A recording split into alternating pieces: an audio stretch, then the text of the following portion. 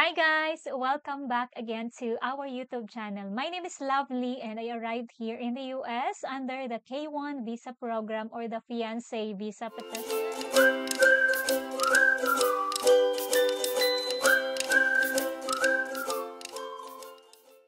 Last year po ako dumating dito ng December 2023.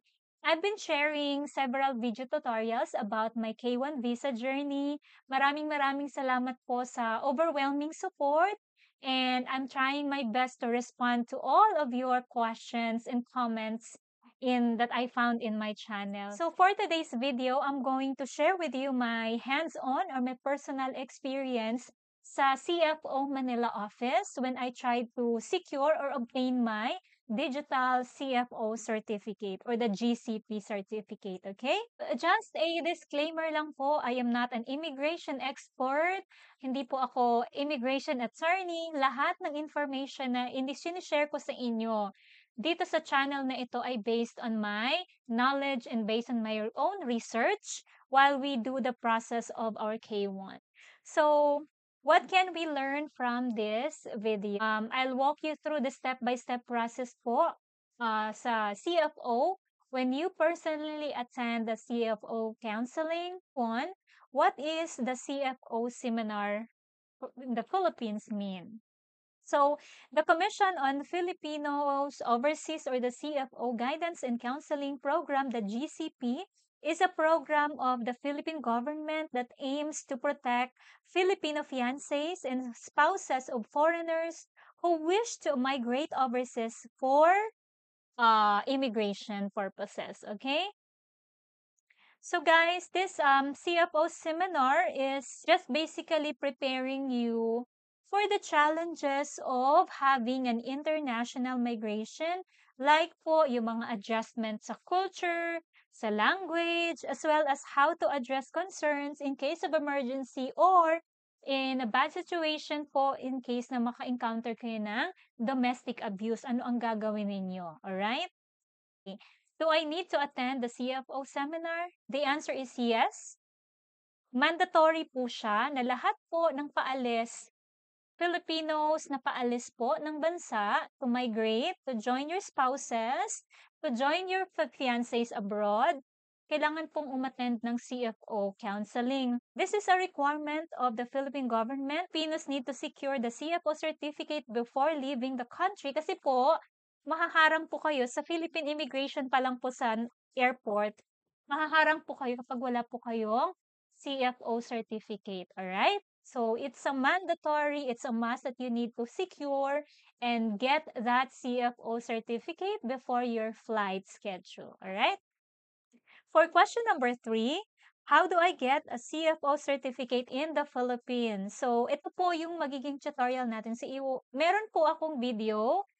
Pakita ko lang yung link sa taas. So, yan po yung video natin kung saan pwede po kayong check niyo po, click niyo po yung link na nasa taas. Iyan po ay tutorial on how you are going to book an online appointment for your CFO counseling at the CFO office in Manila.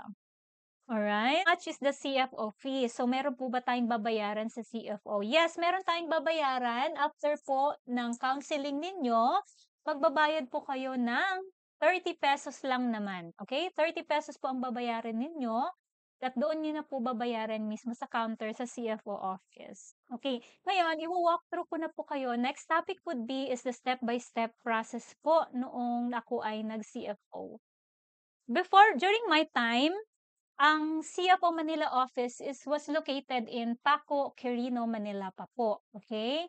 Yan po yung main office nila before. But as of January 15, 2024, nag-move na sila sa bagong location which is in Diliman, Quezon City. So if a-flash ko sa screen yung complete address ng bagong CFO Manila office, ayan, the address would be in the upper class tower, 20th and 21st floor, Quirino or Quezon Avenue, corner Scout Reyes Street, Diliman, Quezon City po siya.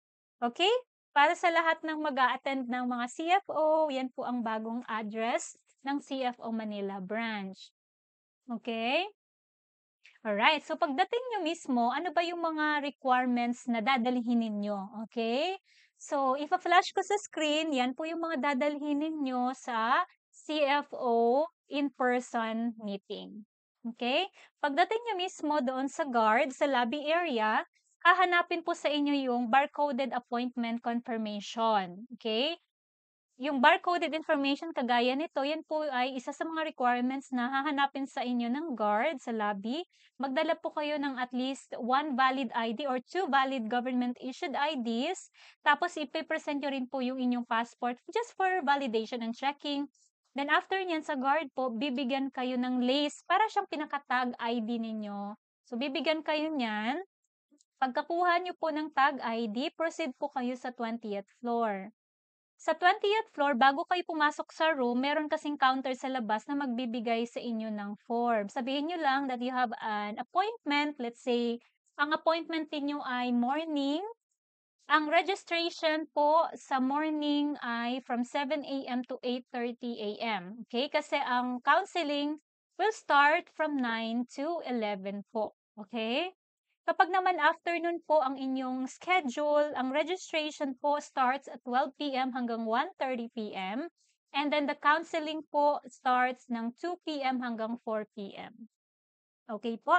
So pagpasok niyo ng 20th floor and then nag-approach niyo lang yung counter, bibigyan nila kayo ng dalawang forms.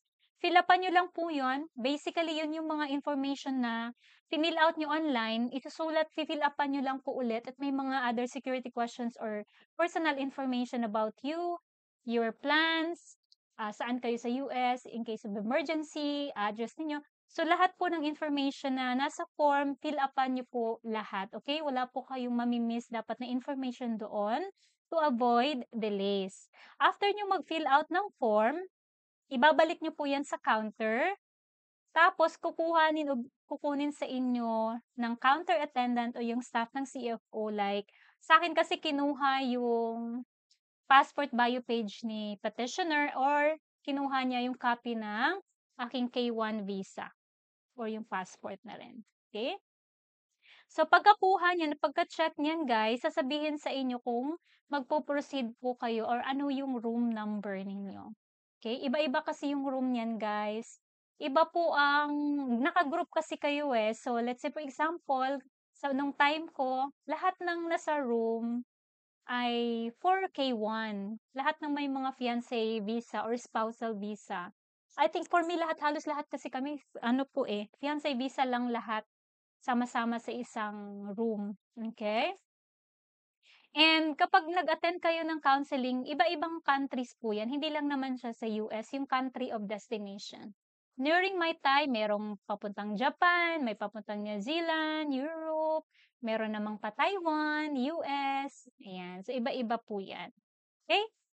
So, kapag sinabi nyo po na ang start ay 2 p.m., dapat po an hour before ng inyong scheduled counseling time, dapat tapos na kayo sa registration or nasa CFO office na kayo ha, kasi hindi po sila mag-entertain ng latecomers po. Alright? Understood? First come, first serve basis. And then, ang question is, tumatanggap pa sila ng walk-in.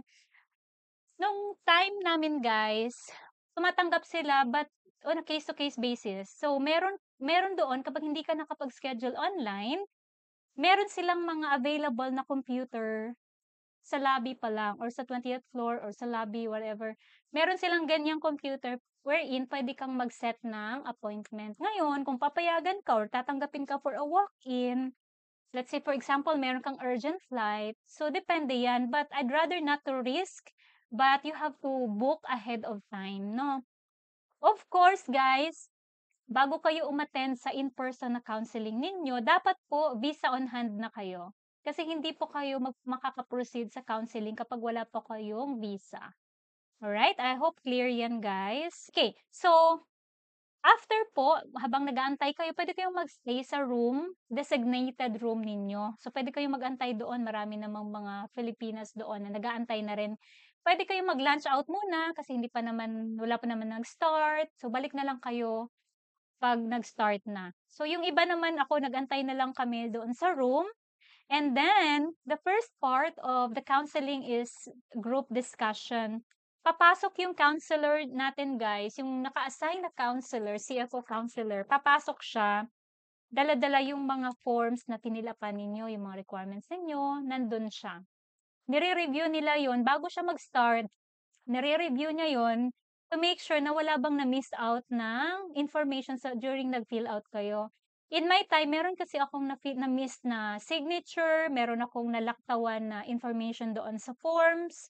So, pinatawag ako ulit para kumpletuhin yun. So, to avoid delays, make sure po na tama yung pag-fill out ng inyong forms para maiwasan po. So, medyo strict po ang mga tao sa CFO.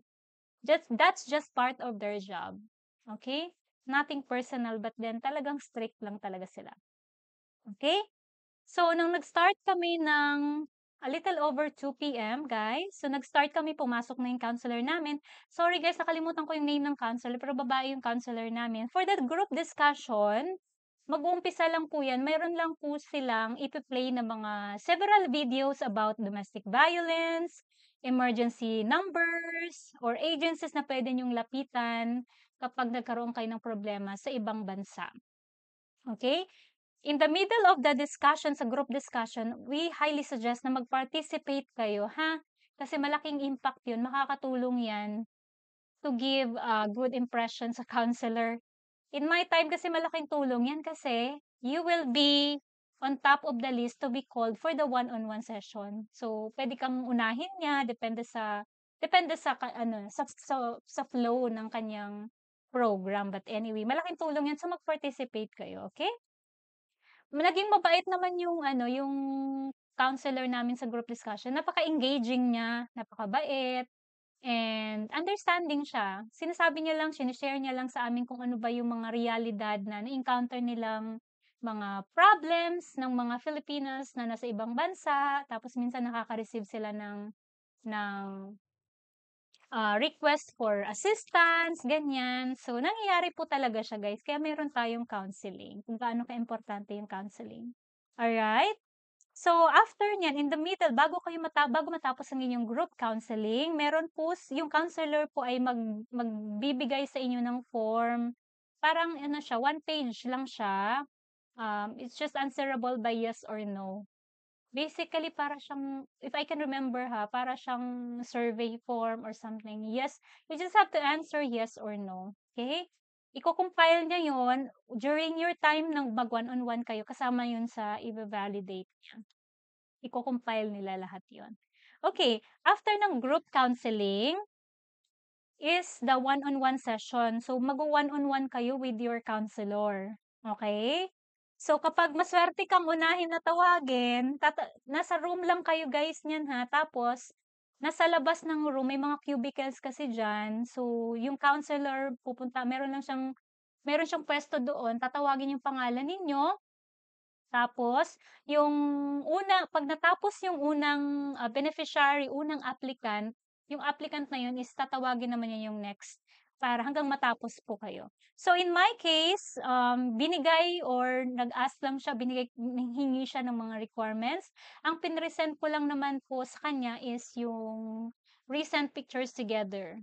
At kung iba pa, huwag kayong magbigay ng requirements kung hindi naman niya hiningi. Okay? Magbigay lang kayo o mag-provide lang kayo sa kanya ng requirements kapag hiningi niya, okay? Kailangan niyo pong tansyahin yung mood ng inyong counselor, kung what is being asked from you. Tapos, hihingin niya yung mga primary requirements, tapos magtatanong siya. Ang mga questions dyan ay just basically information about you. Let's say, for example, paano kayo nag-meet, kailan kayo unang nag-meet in person? Na-meet na ba siya ng mga magulang mo? Kasal na ba or divorce na ba yung petitioner mo? Ilang taon na yung petitioner mo? Pag nakita niya na medyo malaki yung age gap ng petitioner and the beneficiary, so tatanungin ka niya. May mga questions lang naman siya na kailangan to make sure na masagot po ninyo. Okay, tapos magbe-validate lang siya, saan ba siya, ano bang address, anong work ng petitioner mo, anong plans niyo, kailan kayo balak ikasal, and some follow-up questions that just basically information all about you and your petitioner and your plans, kung anong plano niyo sa after nyo makarating sa bansa ng inyong petitioner. So, after nyo po ng one-on-one counseling, meron siyang pipirmahan dun sa form. Remember, may pipirmahan siya doon or meron siyang remarks doon. And sasabihin niya sa'yo na mag-proceed ka na sa counter para makuha mo ang inyong certificate. Or encoding muna. So, proceed ka sa counter para sa encoding ng information mo at yung information ng inyong petitioner.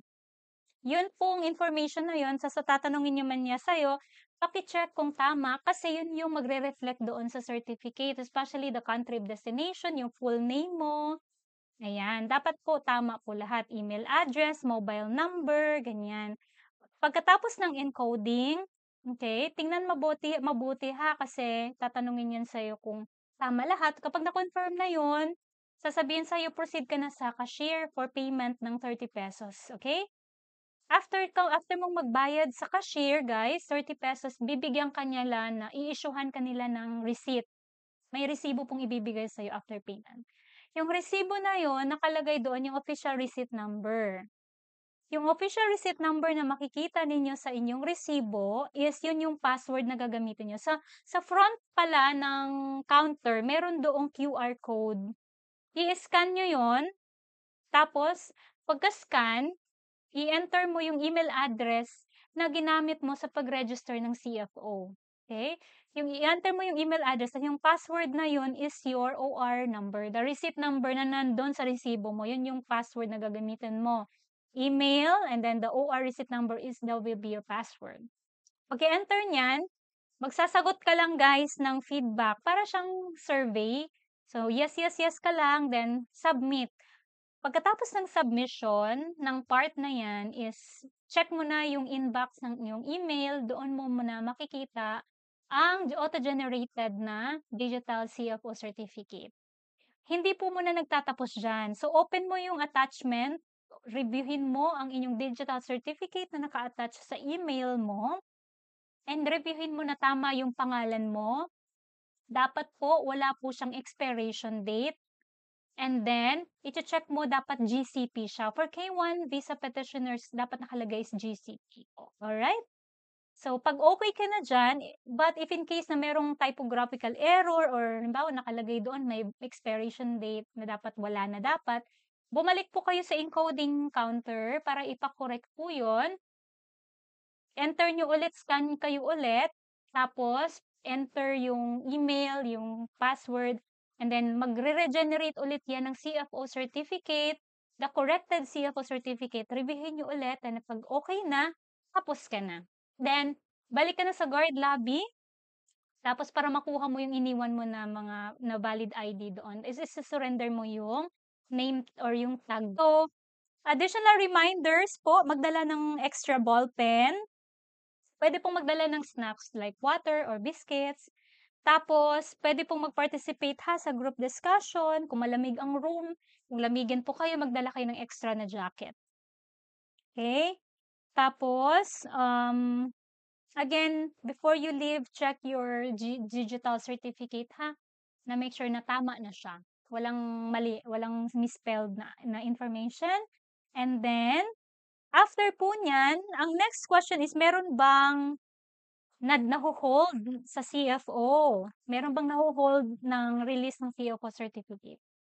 Meron talaga guys. According sa aming counselor, meron siyang hinold na Filipina kasi during the one-on-one session, sinabi niya na meron siyang history of depression. So, nag-undergo siya ng medication po for some reason. Meron siyang psychological issues before. So, parang ang ginawa niya is, hindi naman siya totally decline. Parang hinold niya lang po muna yan kasi gusto niyang ma-meet yung parents nung inay na yun. Okay? So, nag-reschedule sila ulit with the parents of that Filipina. And hopefully, naging okay naman siguro. Eventually, after na ma-clear lahat, and na-prove naman, so yun, nakaalis naman. But guys, meron talagang nadidelay o naho-hold sa CFO. Okay? Wag na wag kayong mag-attitude doon, guys. habaan niyo yung inyong pasensya at understanding. Kasi trabaho lang talaga nila yun, yun part lang talaga ng trabaho, walang personal. Don't take it as a personal na 'pag medyo tinarayan kayo, ganyan. Wala naman, nangyayari talaga yan. But habaan niyo lang yung pasensya ninyo, ha? Kasi lilipas din yung araw na yan, okey? Ang importante, ang goal is makakuha kayo ng digital certificate, matapos yung araw na uuwi kayong nakangiti kasi hindi na-hold ang inyong digital certificate, right? So, I hope sa mga merong upcoming schedule ng CFO, I hope na kumpleto na lahat ng inyong requirements, and good luck to everybody. Sana po maipasa ninyo and smooth yung transaction ninyo sa CFO office, and makuha niyo rin po same day ang inyong third digital certificate. So, maraming maraming salamat po for watching and for your support. Please don't forget to subscribe to our YouTube channel. Mag-upload pa ako ng maraming videos. And let me know in the comment section kung may mga clarifications kayo, questions, and I'll try to respond to each of you. Po pala kaming Facebook page. If you have time, guys, please take time to visit our Facebook page and follow us on our Facebook page for more updates. So maraming maraming salamat, and God bless you all, and I'll see you in my next vlog. Bye!